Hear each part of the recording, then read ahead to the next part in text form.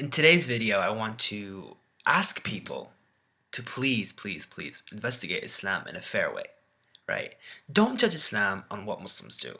Don't judge Islam on what you see in the media, and don't judge Islam by its rules. Don't judge Islam by how you perceive Muslims. Rather, judge Islam on its beliefs. Judge it on its historical, its textual, and its scientific validity. Don't judge it by what Muslims do, because that will confuse you and that will just make you like you'll have a cultural bias. If you're like, well, I'm not going to become Muslim because so and so does this or that guy does that. Don't even pay attention to any Muslims.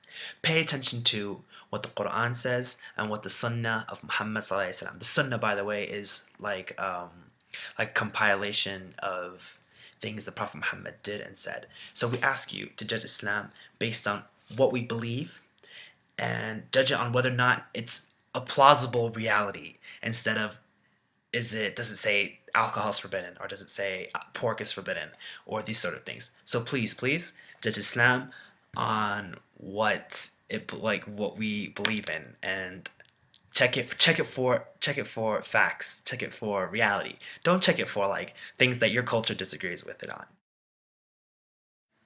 So now ask yourself why you're not Muslim.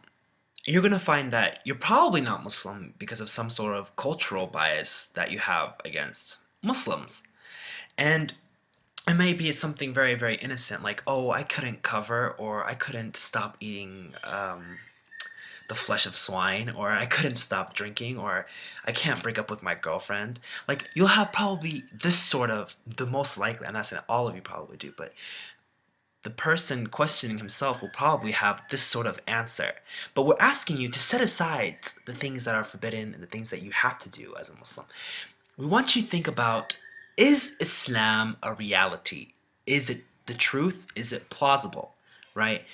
Because once you accept that it's plausible and it's a reality, all of the rules will make sense to you. You'll be like, well, I have to do it because God said so. So please, for the sake of yourself, right? For the sake of yourself, please think of Islam in an intellectual and a logical way, not in a cultural way, not in an emotional way. Finally, on behalf of all the Muslims in the world, I humbly ask you to investigate Islam objectively.